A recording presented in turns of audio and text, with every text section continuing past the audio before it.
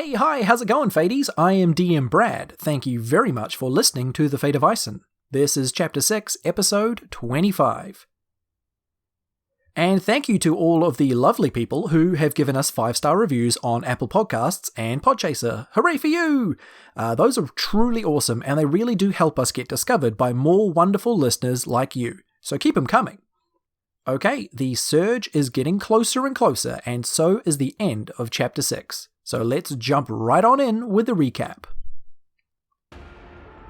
Last time, the Apple Squadeth really had their work cut out for them during their battle with Ezekiel, the Dark Angel of Power.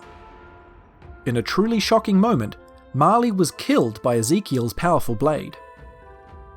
Luckily, Trestlespoon was able to defeat the Celestial Menace, and Arcus managed to bring Marley back to life before she was lost forever. Then, Ezekiel's golden body melted into 3 orbs of pure power.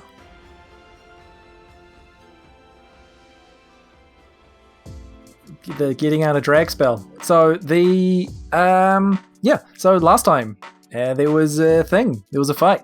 Ezekiel, Dark Angel, Scary. General of Crover, God of Power. Guys, we almost died.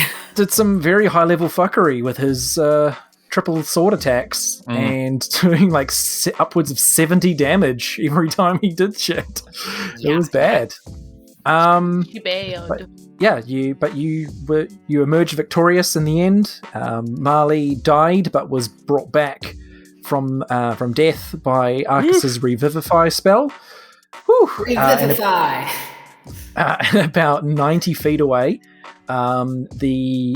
Josh killed this creature by. Trestlespoon was hiding amongst the wings and the feathers on its back, and he just did lots and lots of little stabs, like a pesky little insect. Yes. But he got the job done, and the creature died, and its golden body melted into 3 bright, glowing golden orbs. Trestlespoon, being the curious little so-and-so that he is, touched one straight away, and he immediately absorbed it into his body and felt a huge rush of power, and metagame gained 2 levels. And that's where we are. There is a huge cluster of shocked, cold, starving, suffering brute wall refugees, including the elven wielder couple, Fendel and Dearest Torchwood, who are sort of your main mission at the moment. But there's also the side missions of, like, you've been fucked up and you need to fix yourselves, and also what are you going to do about these 1,000 displaced people who kind of exist in a world that has no place for them now. Damn. Well, I guess so Trestlespoon has touched one of the orbs, and he's felt this huge rush of power, and he turns to Marley and Arcus and goes, I feel so much. You guys should touch these things. I want to feel so much too. Arcus hugs the orb. Also, you leave Marley's side as she recovers and go over to Trestlespoon? Yeah, I'm easily distracted. Abandon her. She's not dead anymore. I just love the image in the heavy gravitas of this extreme moment. And Arcus just up and just strolls casually away over to these orbs. To hug an orb. Everybody, what's going on? Same thing. You reach out for one of them and absorb it into your body, and your whole body, Arcus, the cloudy substance that makes up your body, just glows bright gold for a moment, and it just for long enough that you think, like, oh shit, am I now going to be gold? Like, is this what I look like now? But it does fade. It fades, and you feel extremely powerful as well. I feel different. Hey, Trestlespoon, can you help me? High five? Huh? Yeah. Well, yeah. Can we attempt a high five while Arcus is glowing gold? Let's high five. Okay. Do we need? You can roll for it if you want, or you can just high five your friend. No, this is an important high five. Yeah, let's roll a d20. Is Arcus going to try and shocking grasp him? I mean, that'd be funny, but... I got a nat 20. I got a 10. What does that mean?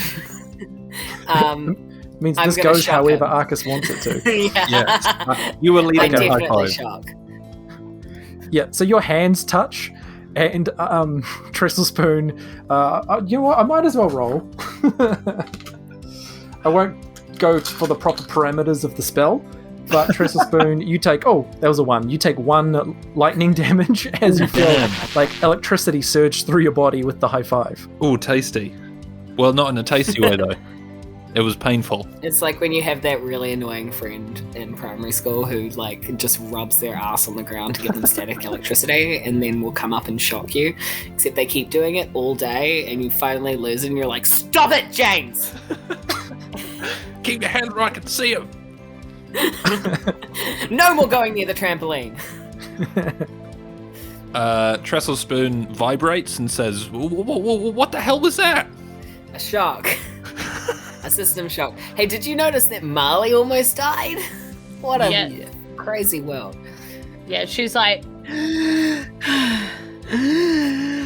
like, just kind of taking big breaths, and then, like, Hodge is, like, licking her in the face. She's like, stop it! I'm alive, I'm fine, Hodge, I'm fine. And then she's sort of like...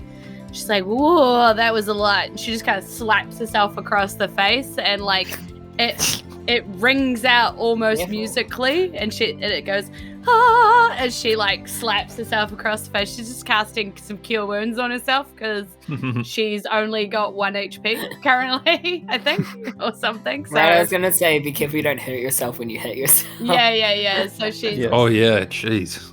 yeah. She's gonna, What a way to go. yeah. I go up and shock Marley too. Forgetting. Oh no!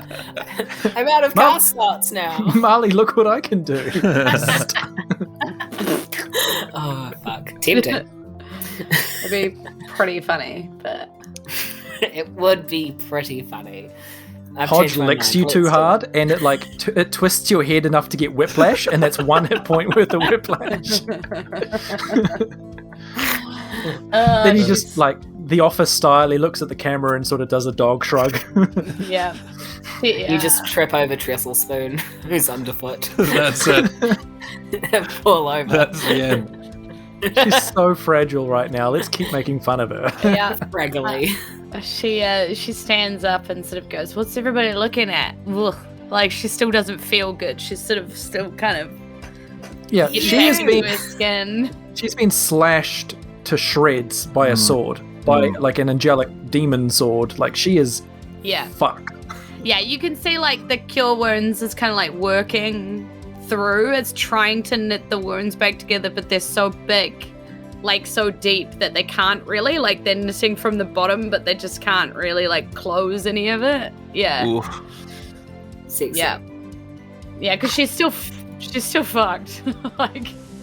Trestle Spoon is trying to waft the orb over to Marley without touching it. Just like getting behind it, blowing on it.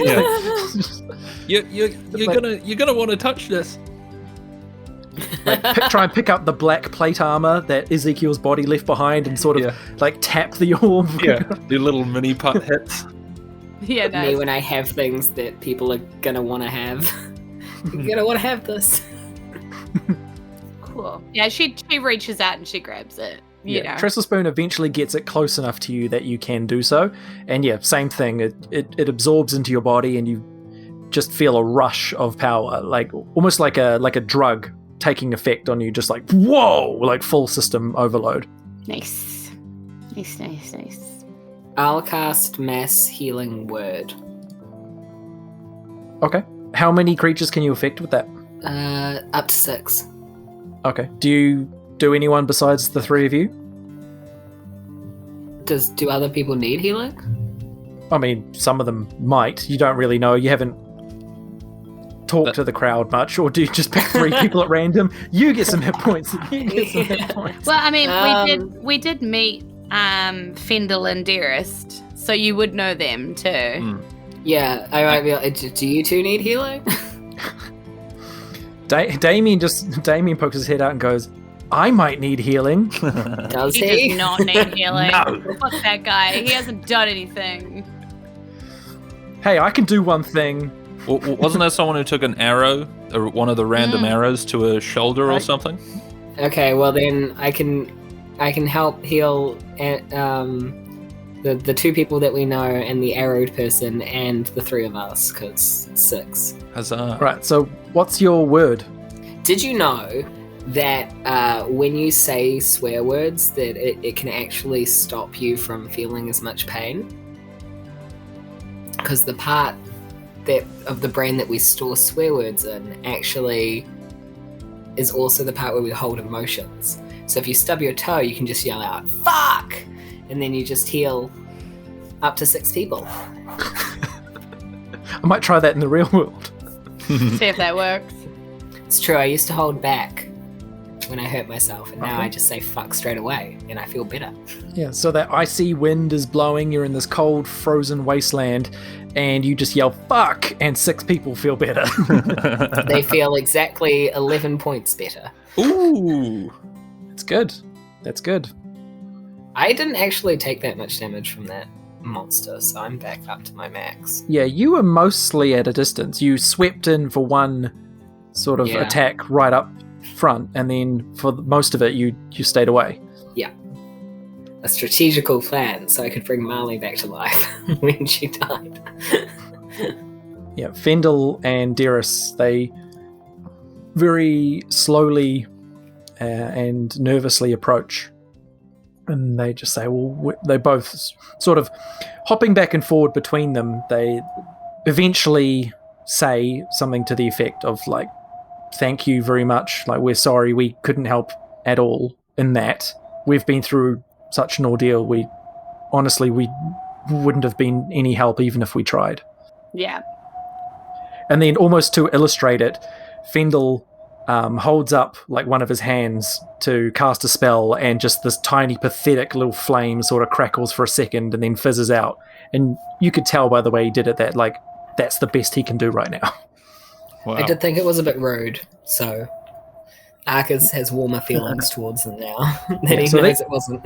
These two are extremely powerful sorcerers, but they're fucked. They're just absolutely gone. Was there anywhere we could take all these people? Did we discuss that last time? No, you didn't get to that. It's sort of the question was asked of, like, you may need us to go to the Surge, but we can't leave these people. Like, what are we going to do about these people? But no answers were provided. Okay. We kind of got interrupted. Yeah. I can plane shift with some people, but not... I mean, it's a spell, and then not a lot, like maybe 8.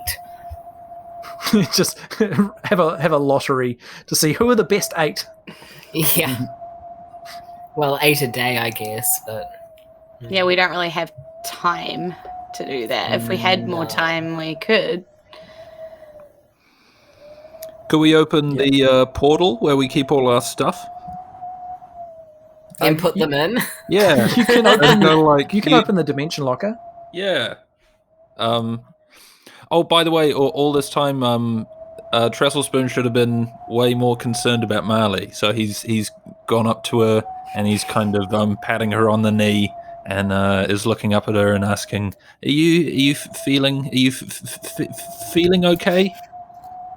And she looks at Tress and she sort of looks at him and she's like, I thought I nearly saw Sorgamore, Tress. I thought I nearly saw her. Oh wow, that was. I wasn't. I was in the zone, and I didn't realize how bad it was. It's okay. It really took me by surprise. I sort of felt kind of fine still in the fight, and then those 3 hits. Well, they were a lot harder than I was expecting, and I don't remember anything else until I could have sworn I saw that pink dress, and then wham, here I am in pain again. I think I'm quite glad to be in pain. And she sort of tries to smile at Tress, you know. Trestlespoon nods and then looks at the floor and says, "You'll be okay. I'm glad you're back." I will be okay. Teresa, I wish I had more time. And she's sort of like, kind of moving around, trying to get comfortable. Yeah. Wham, here I am in pain again. Wham, Great song lyrics. Yep. That sounds about right, honestly.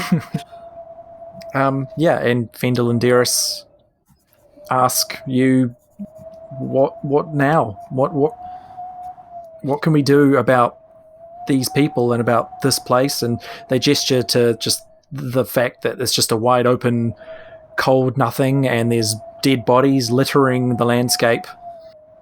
There's a wyvern that's been stabbed by its own tail. Yeah. Would we... I mean, I'm aware that Marley has only really been here by portaling of various types. Would I know if anything is nearby, like, at all?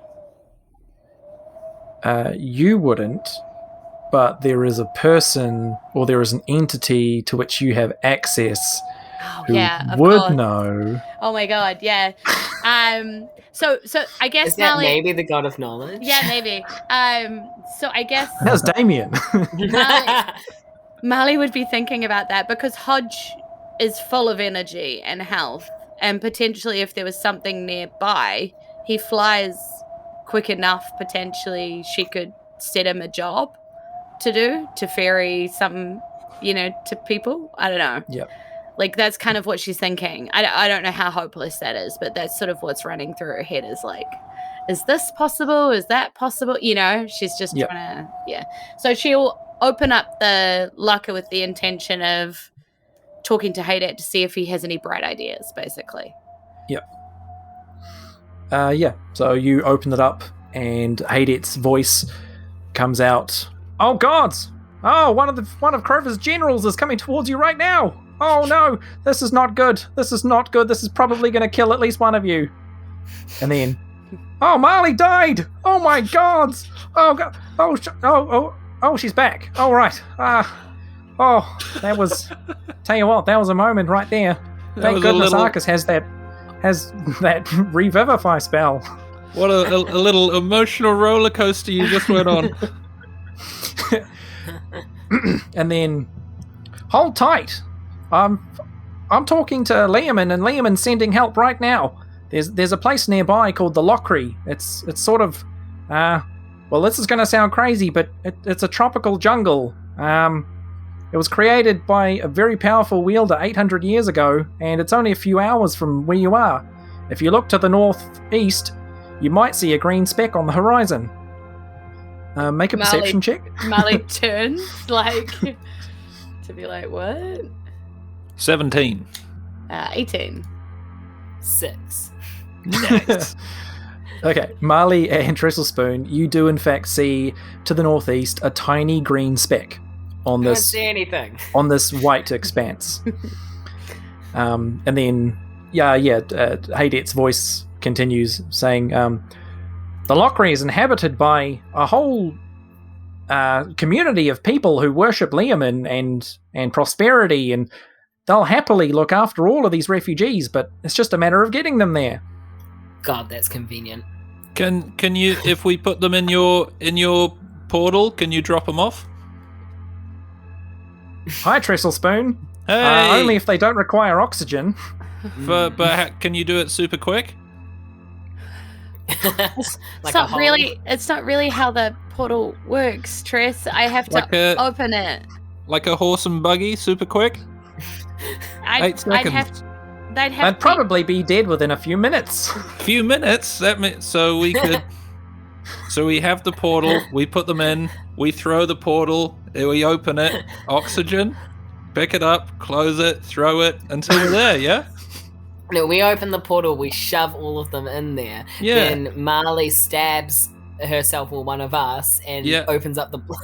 Yeah, Marley you can see it. Stabs herself and connects with her other character Sasha, who's actually been to the Lockery, and portals there somehow. I didn't realize we were so close to. I didn't realize the Brute War was so close to the Lockery. Yeah, it's always been just a few hours away. There was this little side quest for the other group to go see the brute wall from the Lockery, but we changed tacks and they ended up doing other shit and going north. Ah. But yeah, so just for JD's sake, because their reaction right then was, oh, how convenient that that's there. It's existed this whole time. Yeah, It has been referenced before. I didn't mean, I mean it sincerely. I was like, how convenient. So A convenient little place where we can keep people.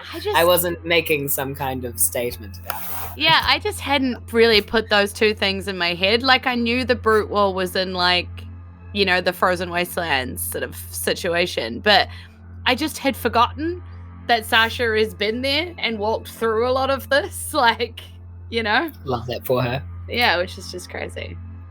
Yeah. But yeah, so Haydet said, you know, hold tight, stay where you are. There is help coming, and he told you that the Lockery is a few hours away. Okay. I swing myself on Hodge, and I'm like, come on, boy, let's look. You guys stay here for a second. And I take off to go look for what's coming to see if I can bring them quicker. You know what I mean? Okay. Which direction do you go? Towards it. Yeah. Okay. Yeah. So you fly up in the air at whatever height you choose to fly. Like, and kind of high, but I'm like enough to see a figure on the ground. So I'm looking ahead, you know, to see if I can see anything. And so is Hodge. So you don't see anything coming at you in that direction on the ground. Okay. But you do see something very large, but quite hard to see in this sort of environment with all the bright sunlight reflecting off the snow and things. Mm-hmm. But there is definitely something very large in the sky coming towards you. Okay. I wheel Hodge around and I land just in case, you know, what's coming isn't friendly. Yeah. And I let people know that I've seen there's something really big in the sky. And like to make sure everybody knows to look up, kind of. Yeah.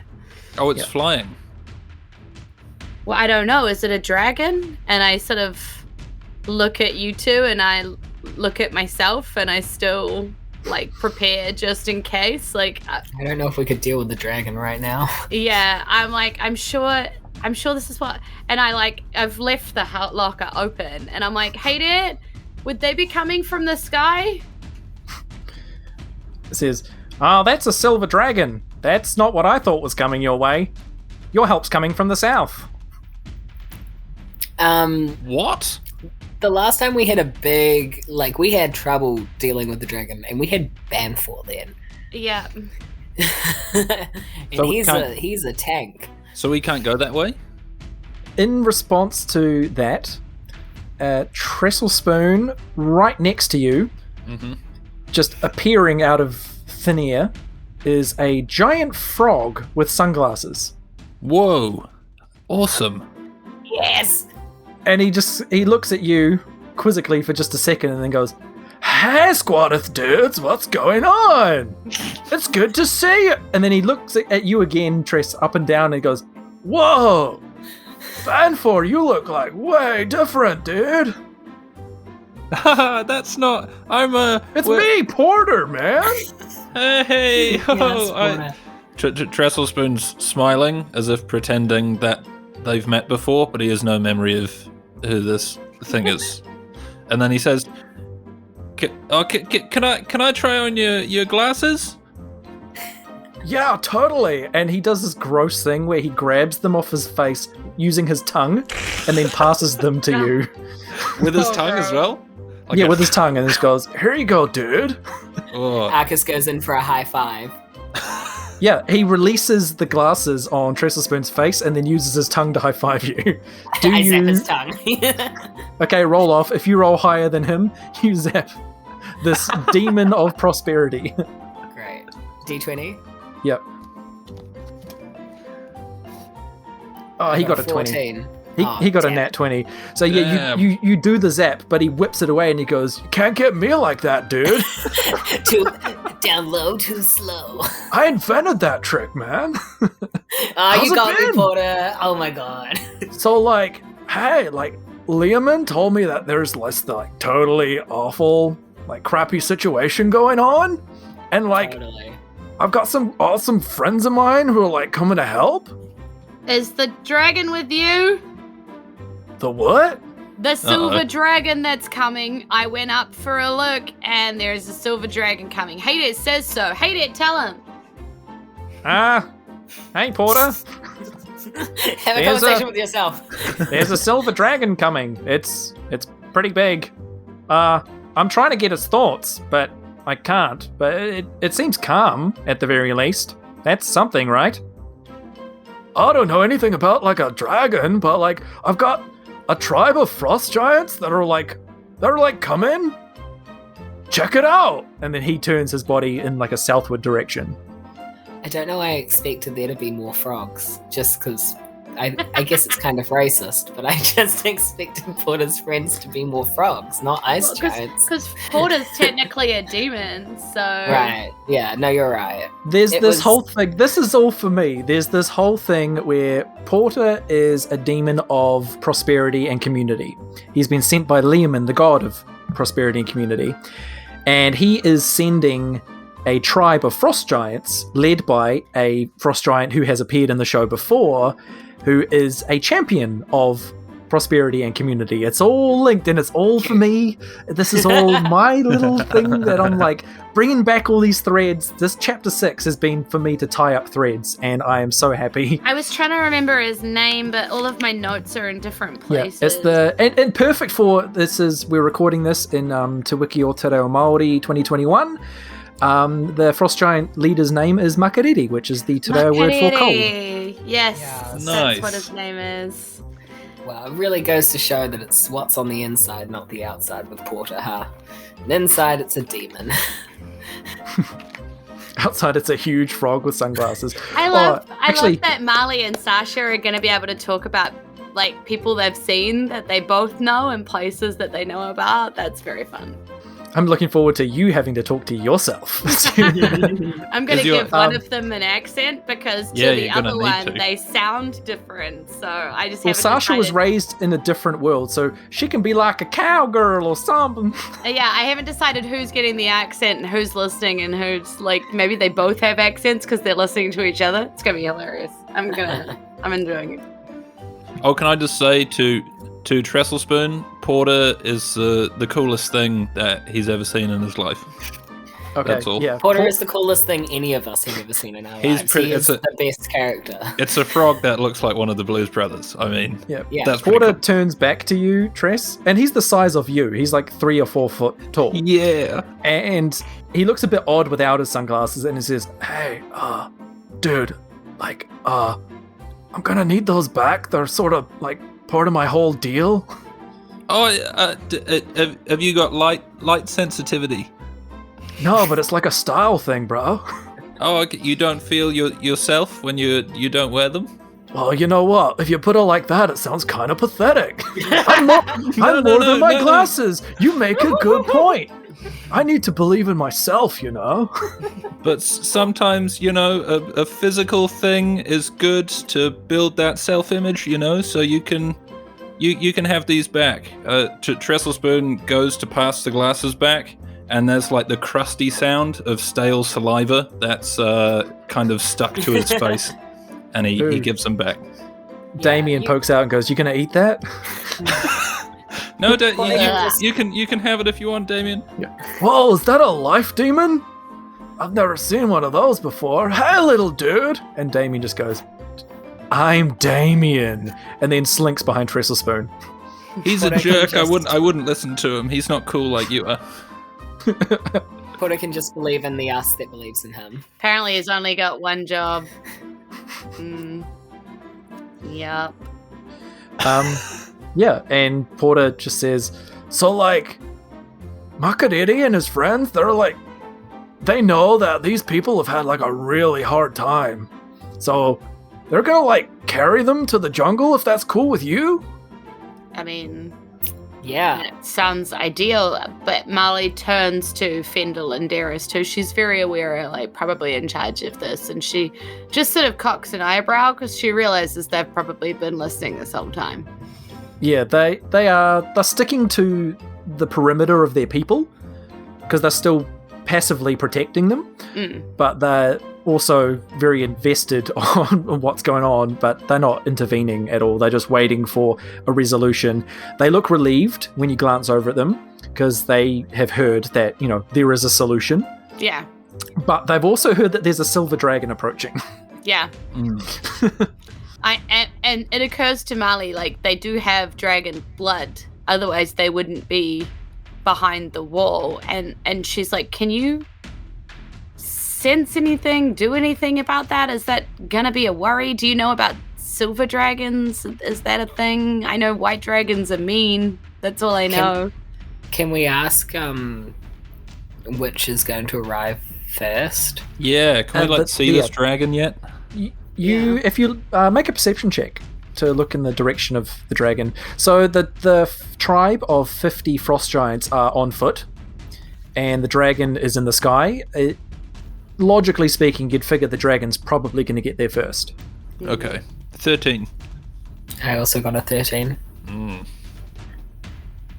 Oh, I didn't roll because I'm just like, yeah, I saw it. Okay. Yeah. So, Trestle Spoon and Arcus, you can see the shape of it coming, and it is definitely getting closer. You estimate you've probably got like a minute before it reaches you. Oh, wow. Oh, okay. I mean, I guess we're going to talk to a dragon. Yeah, I guess that's why I was asking Fendel or Darius. Yeah. I mean, I'm aware they're out of magic, but that might be like a dragon thing they could do. Yeah.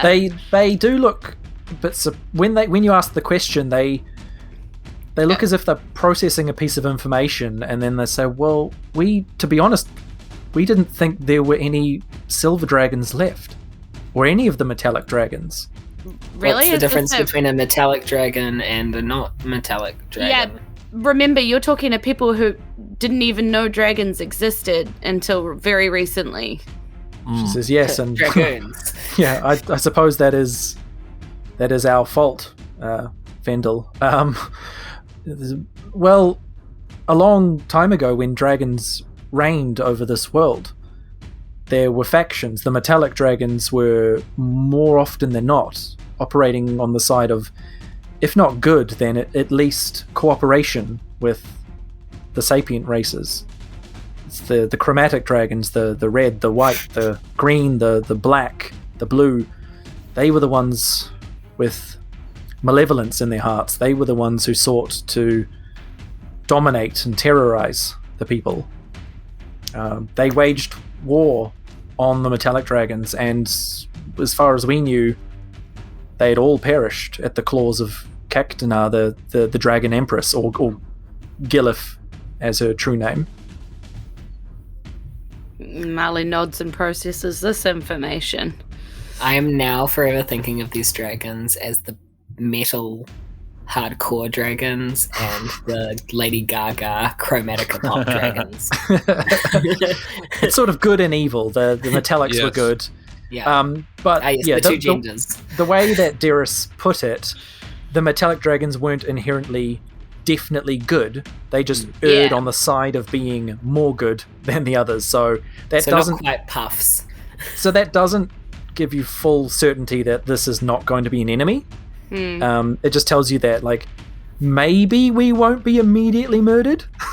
Fingers crossed. Please puff the magic dragon. Please puff the magic dragon. Yeah, Marley processes this and says to them, kind of to herself and out loud, and still to Hayden, who's probably still listening to all of this because the lock is still lit open during all of this, and is like, right, so if it's the last silver dragon in existence, liable to be powerful because it's survived this long. Okay, great. I mean, how exciting that we get to meet something that should be extinct, I guess. Right, it is kind of worrying that it's the last one, because you think of those, like, families where they're all really rich and there are, like, 7 siblings and then one kills all the others to get the inheritance. Like, that's what it feels like.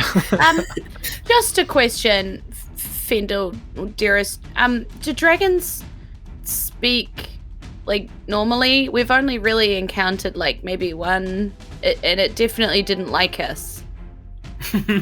That's an understatement.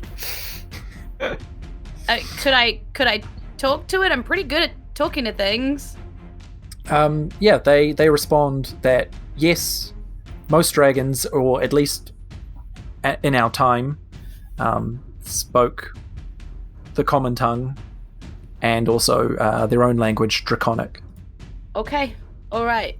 Well, it must be pretty close now, right? Yeah, Melly pulls around her saxophone and starts playing. I just want that to be very clear. The dragon comes into view and is definitely in your midst now, and it is huge. It's not quite Frosty sized, but it's very, very large, gargantuan sized silver dragon. And its huge body just slams down to the snow with this powerful crash, and the puffs of snow just burst up from the ground and creating like a cold cloud that slowly simmers down to the ground.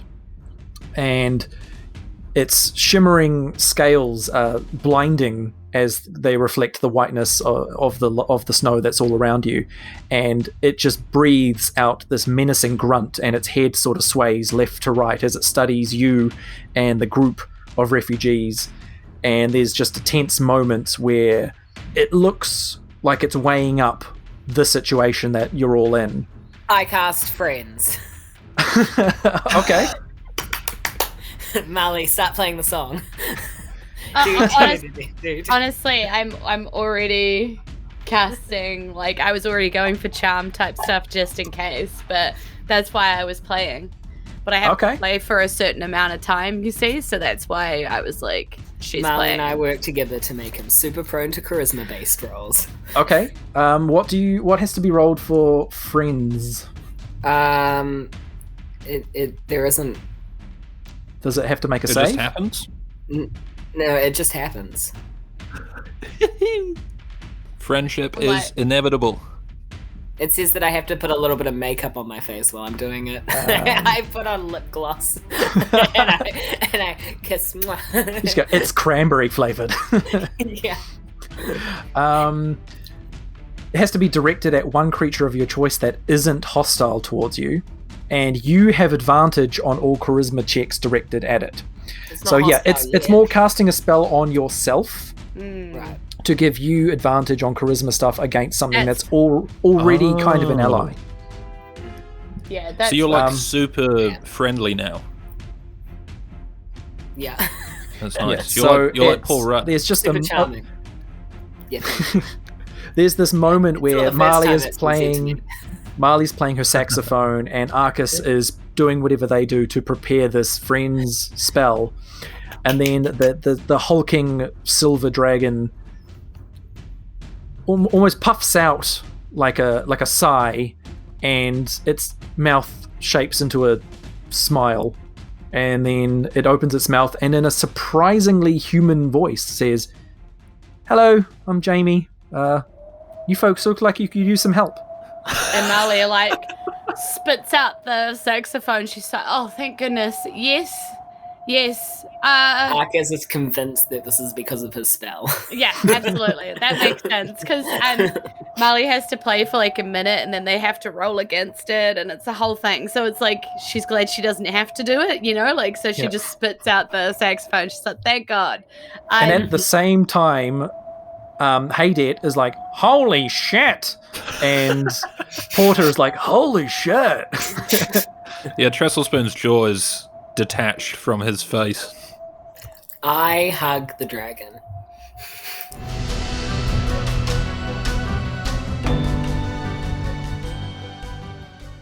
A gargantuan silver dragon friend called Jamie? That's gotta be good, right?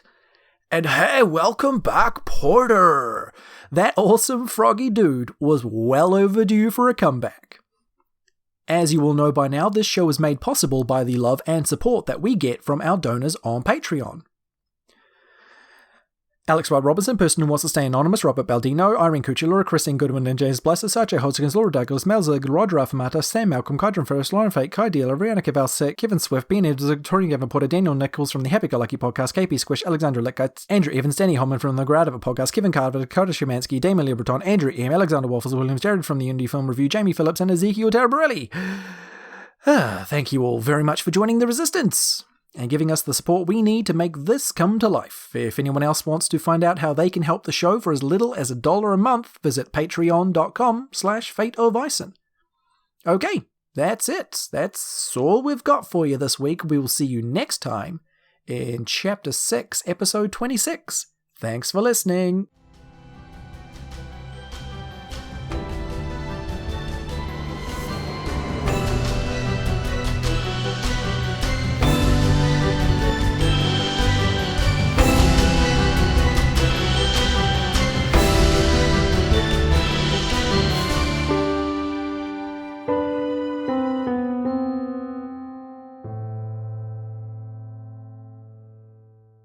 Hey, Dan. Hey, Jared. Do you like podcasts? I love podcasts. Why do you ask? Do you like podcasts with two guys who talk about films? I do. Yeah, because I feel like not a lot of podcasts do that. I don't think so either. It's like a new, cool thing. So I heard this It is. podcast called The Indie Film Review, where these two guys talk about independent films. Wow. Pretty See, I neat, huh? love independent film. And they talk about low budget, no budget films. They'll literally review anything because they're desperate for attention. What are the hosts like? One's really sexy and talented, and the other one's just kind of there. The Indie Film Review.